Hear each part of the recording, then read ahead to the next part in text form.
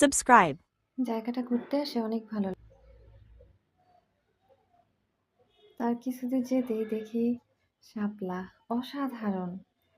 মনে হচ্ছে যেন হাতে আঁকা শাপলা ফুলগুলো। এত ভালো লাগছিল মনে হচ্ছে ছুঁয়ে দেখি।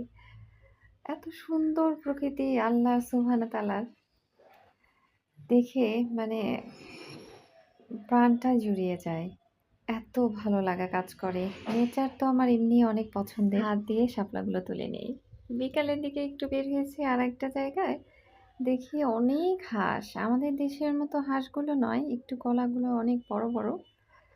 বেশ মানে এত সুন্দর ওরা ভেসে বেড়াচ্ছে, কেউ হাঁটছে, কেউ বসে আছে। মানে এত অদ্ভুত সৌন্দর্য, মানে ভিডিও না করে পারলাম না। চাইলাম যে বন্ধুদের সাথে শেয়ার করি। আর এত সুন্দর প্রকৃতি আমি আসলে দেখিনি। বিকাল শেষ সন্ধ্যা হয়ে যাবে।